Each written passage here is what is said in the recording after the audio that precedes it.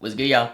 I gotta be honest, this video might be one of the hardest videos I've made in a while. I had a lot of struggles making this one. Of course, as you know by the title and the thumbnail, in this video I'm going to be trying to predict the Western Conference standings for the 2023-2024 NBA season. If you're interested in seeing my Eastern Conference predictions, that'll be right in the description right now. I uploaded that video a few days ago. Make sure you go check that one out as well. Also want to leave a reminder to subscribe if you haven't already. The season's coming up in just a few days now. I'm super excited. Gonna have a lot of cool content out. My next video, I'm going to be trying to predict all the awards, you know, the MVP, Defensive Player of the Year, Rookie of the Year, all of that. So make sure you subscribe so you don't miss out on that one. And let's just get right into it and get into the predictions. In case you guys didn't see my Eastern Conference predictions, I'm doing it in the same way. Of course, I'll be ranking them, you know, first seed all the way down to 15th seed. But also, since some of these are really close, I also put them into tiers. So pretty much if you're in the same tier of team, you could be moved up, moved down, it's whatever. I'm very loose on these rankings. I'm doing this to start a discussion with you guys. So if you see anything in this video you don't agree with,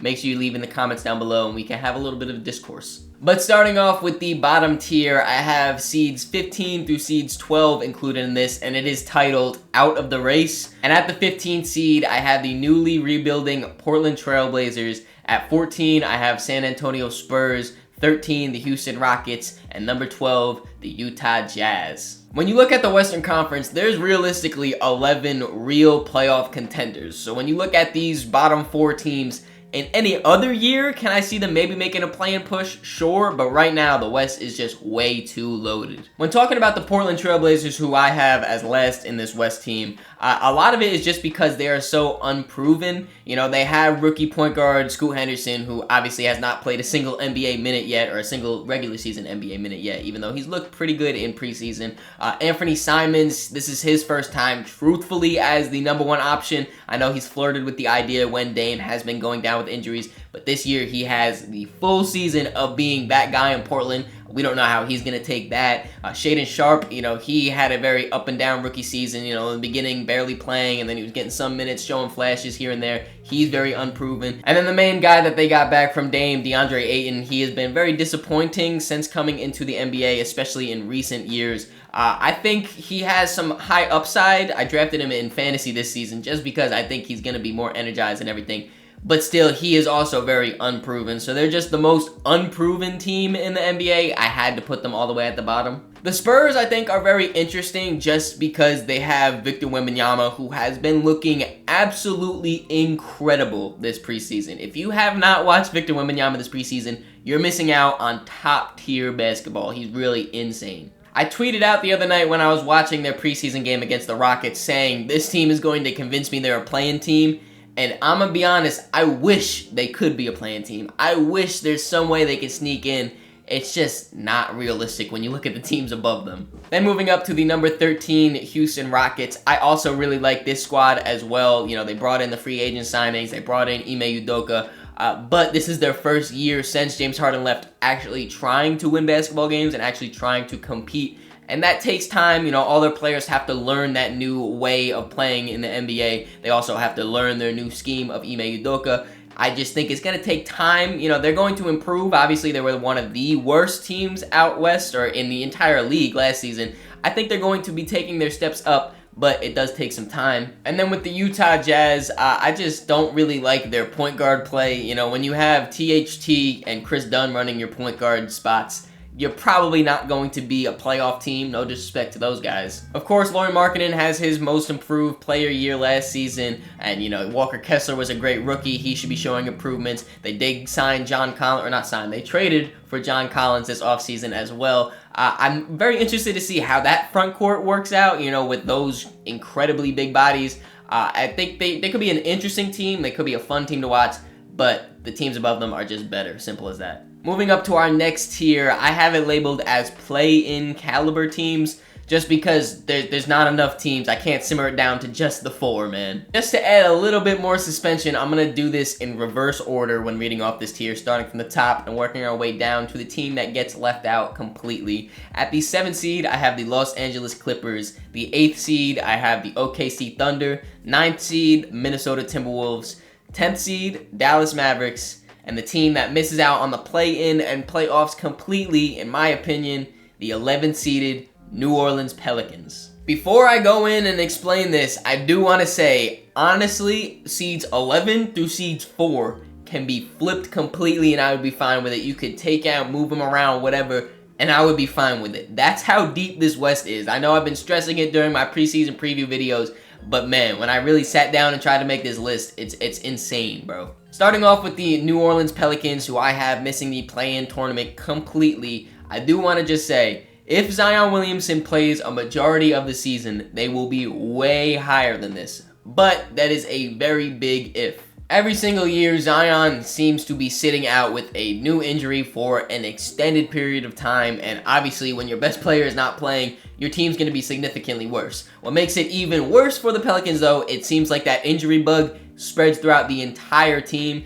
Brandon Ingram has struggled with injuries since coming over to New Orleans. Trey Murphy III has went down with a preseason injury. I think it's something in his knee, if I remember correctly. I'm not 100% sure, but he's going to be missing time to start the season. Jose Alvarado is going to be missing some time to start the season. It just seems like they can never be healthy. And there's no way to predict injuries. It's just, I believe the team that gets hit the worst with injury luck, that's who's going to end up being this 11 seed, because obviously injuries happen every single season, and the Pelicans are just the team that I think get hit with the injury bug the most. Then for the Dallas Mavericks, who I have as the 10th seed, just barely making the play-in tournament. It's an improvement from last season, but still not where Luka and the Mavericks want to be as a team. If Luka wasn't as good as he is, they would be way lower on this list, because if I'm being honest, they have Luka, incredible. They have Kyrie, incredible.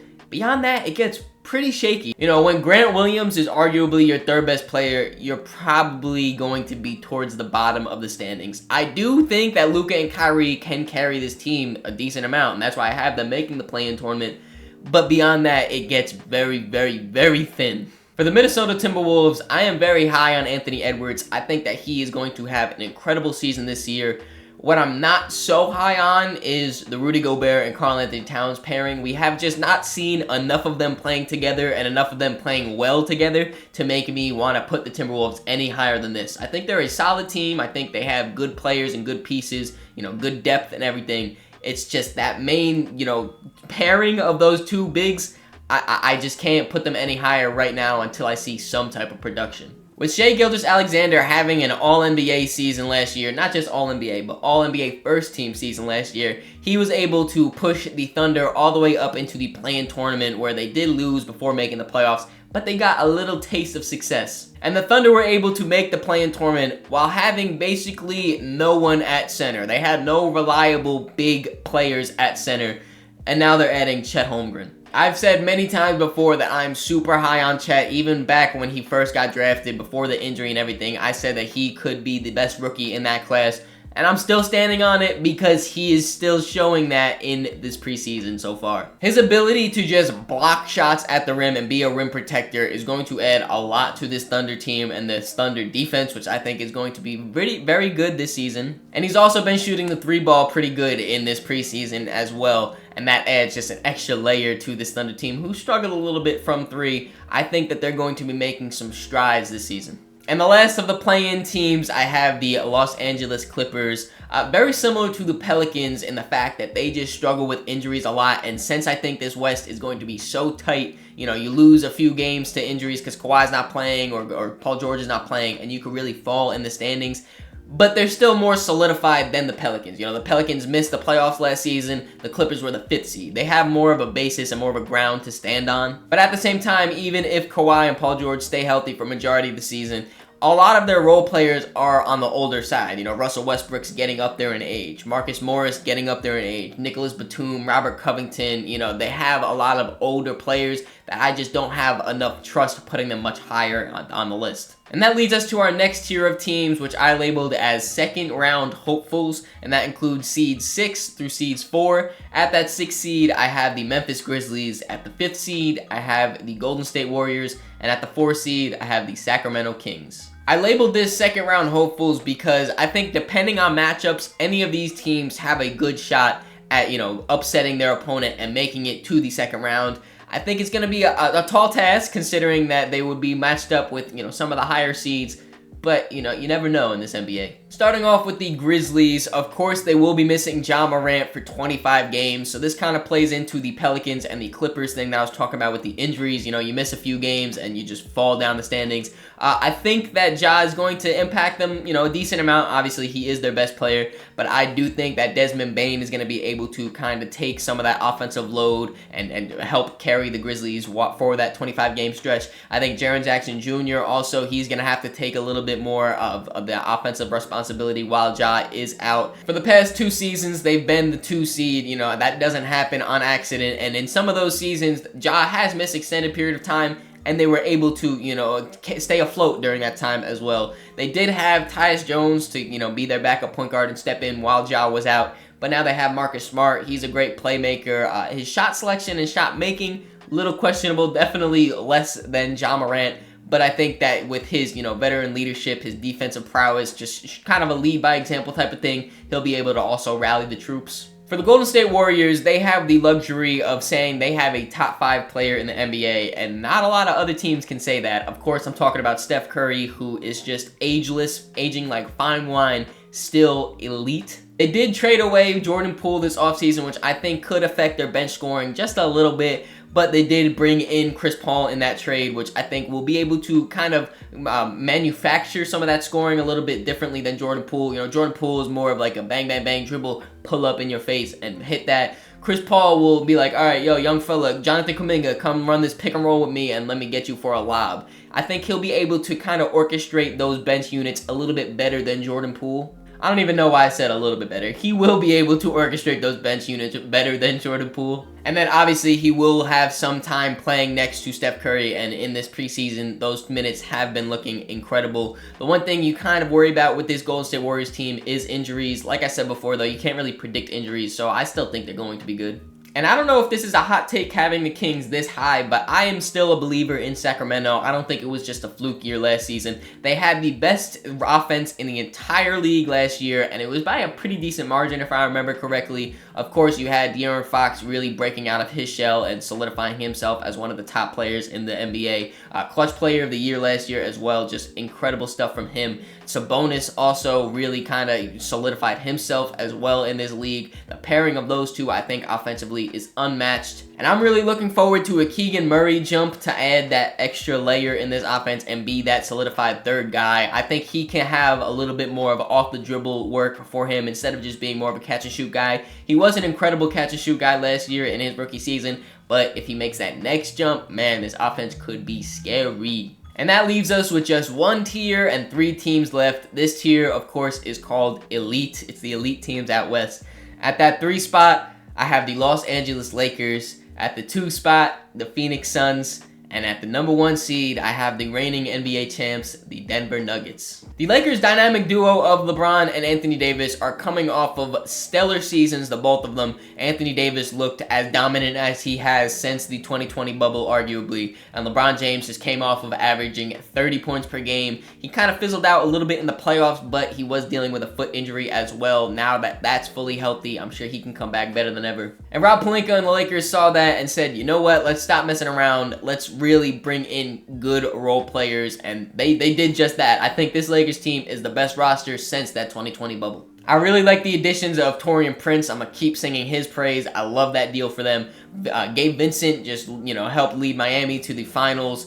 They had Jackson Hayes, who has been looking really well in this preseason, and then just bringing back their key players from last year. I really like this Lakers team. I think they can make some heavy noise this season. Then for the Phoenix Suns, if I'm being honest, they're kind of a 1A, 1B with the Nuggets, but I didn't want to give a cop-out answer like that, so I did put them at the number 2 slot. I think their big 3 of KD, Book, and Bradley Beal are going to be able to carry them through the offseason with their offense. You know, it's very hard to stop either of those 3, and when all 3 are on the court at the same time, it's damn near impossible to stop. And I also think that they had a very good offseason surrounding their big 3 with good pieces. Of course, getting Nurkic in that trade, Grayson Allen getting him in as a throw-in as well is incredible. I really like that pickup. Eric Gordon for the minimum is a great deal as well, and then the rest of their 3-and-D players that they have surrounding, I think they're going to be a very good team. And then the number 1 seed, I had to give it to the Denver Nuggets. Like I said, it's kind of a 1A, 1B, but I had to give the champs their respect. They won the NBA championship. I had to put them at number 1. They still have the best player in the NBA with Nikola Jokic. Jamal Murray is coming off of a heater of a playoff run. I'm sure that's going to carry over. I really do like this Denver Nuggets team, and they are my pick for the number 1 seed out west. So here it is, my final Western Conference standings predictions for the 2023-2024 NBA season. Like I said at the beginning of the video, I made this video to really start a discussion with you guys. So if you see anything on here that you disagree with, make sure you leave a comment down below and let me know why. If you guys are interested in watching my Eastern Conference standings predictions, the link is right down there in the description. Make sure you go check that one out. I hope you guys enjoyed this video. If you did, make sure you leave it a like, subscribe so you don't miss the next one. In the description is links to all my social media, so make sure you follow me on all those to keep up to date with me. Catch y'all.